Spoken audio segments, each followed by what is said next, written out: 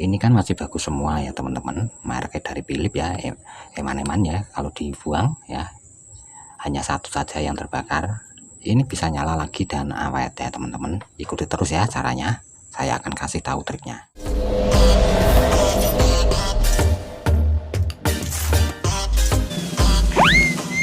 Assalamualaikum teman-teman ya. Jika kalian mempunyai lampu Philips 8 watt yang sudah rusak mati, nah matinya di sini ini disebabkan cuma jepletnya saja yang terbakar ya teman-teman. Ini jangan langsung kalian buang ya. Ini bisa kalian hidupkan lagi tentunya dengan awet lagi teman-teman ya. Nah seperti ini contohnya yang kita praktekkan pada kali ini adalah Philips 8 watt yang sudah mati teman-teman. Ini mati karena satu jeplet yang terbakar dan sudah saya lakukan penjemperan langsung, jadi kita solder secara langsung ya jalur jepletnya teman-teman ya. Oke, nah bagaimana biar awet ini teman-teman dan cahayanya tidak begitu redup teman-teman ya. Nah, tentunya ini kita harus menggunakan trik teman-teman ya.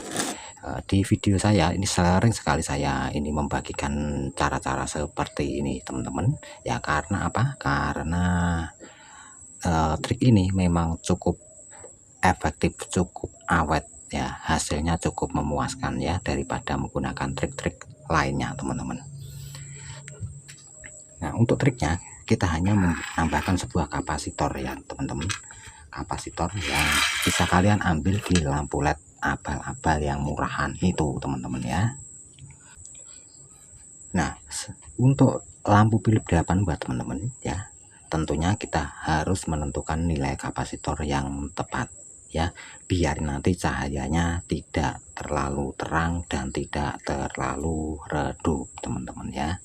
Jadi bisa kita sesuaikan kalau menggunakan kapasitor ini, terangnya bisa kita atur sesuai keinginan kita teman-teman ya. Nah dari trik tersebut teman-teman ya, ini memang cenderung lampu menjadi agak redup, tapi bisa kita atasi teman-teman ya. Memang cara tersebut adalah cara yang paling awet ya, walaupun redup ya, tapi bisa kita setting teman-teman ya. Oke, kita langsung saja teman-teman. Nah karena di sini lehernya kecil teman-teman, kalau kita masukkan kapasitor ini sangat rawan sekali konslet teman-teman. Kadang tidak bisa ini ya, tidak bisa masuk karena di sini ada komponennya ya, di baliknya papan LED-nya ini ada komponen yang nongol-nongol gitu ya. Makanya ini tidak saya sarankan untuk penambahan kapasitor ini dimasukkan ke dalam casingnya teman-teman. Nah untuk mengetahui hasilnya teman-teman, saya akan bisa persiapkan wattmeter ya, wattmeter di sini. Oke, sekarang kita akan coba lebih dahulu teman-teman ya. Nah ini ya satu jeplet yang sudah saya jemper, yang lainnya masih oke semua teman, masih bagus semua ya. Kita nyalakan di sini, kita lihat ya di wattmeter ini. Nah ini ya,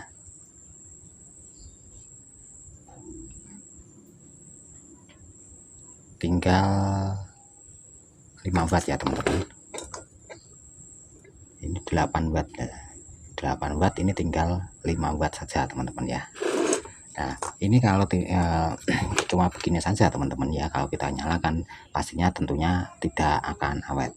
Nah untuk biar awet kita tambahkan kapasitor ya, kita main di kabel fitting lampu teman-teman ya. Nah sekarang kita akan coba ini ya, kapasitor dengan nilainya ini 125J ya.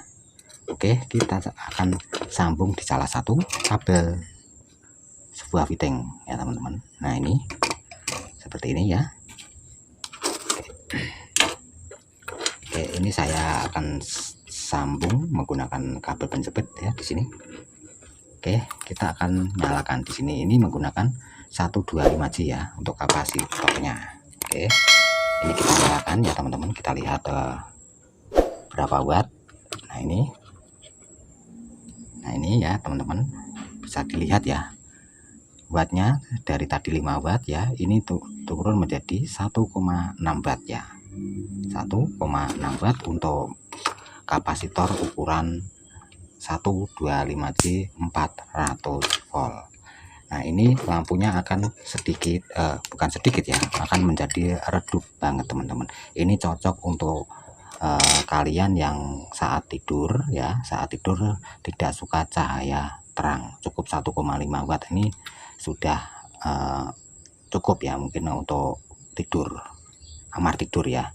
Terus untuk selanjutnya kita akan menggunakan ini nilai kapasitor 195 ya teman-teman.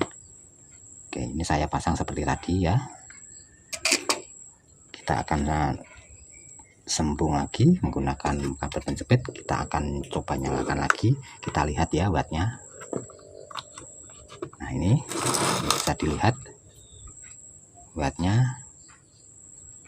Nah ini menjadi 3 watt teman-teman ya, dari 5 watt menjadi 3 watt. Ini masih lumayan terang teman-teman ya. Jadi ini bisa kalian manfaatkan mungkin di ruangan kamar mandi ataupun kandang-kandang ya, kandang-kandang hewan nanti ya. Ini masih lumayan terang ya kalau dari Philips, walaupun 4 watt itu, walaupun berapa tadi ya, 4 watt ya, 3,9 ya, itu masih cukup terang sekali teman-teman.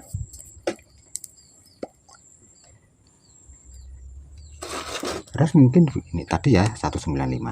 Kalau pengen redup lagi teman-teman ya, mungkin kalau ditaruh di kamar tidur kok masih kok terlalu terang ya, ini bisa menggunakan nilai ini 105 ini teman-teman. 105 ini ya, jadi di bawah 125 ini akan menjadi lampu nyalanya semakin redup. Nah kemudian begini teman-teman, kalau ada pertanyaan misalnya yang tadi terang menggunakan 195 ya teman-teman, agak terang menjadi 4 watt ya teman-teman ya. Bagaimana kalau kita tidak mempunyai ukuran kapasitor seperti ini ya, 195 ini teman-teman ya. Nah ini caranya, kita gunakan kapasitor 125 ini ya, nilai 125 ini kita pasang secara paralel seperti ini teman-teman ya. Oke, kita akan coba teman-teman ya. Jadi teman-teman nggak usah bingung kalau tidak mempunyai ukuran kapasitor yang saya contohkan tadi ya. Ini bisa di nilai yang kecil ini bisa kita paralel. Nah ini sudah menyala ya teman-teman, ini lampunya ini ya udah nyala. Dan ini untuk wattnya, ini ya kelihatan 3,6 watt ya, 3,6 watt ya untuk kapasitor yang dirangkai apa ini paralel ya, dengan nilainya 125. Nah silakan teman-teman, silakan dipilih ya sesuai kesukaan teman-teman.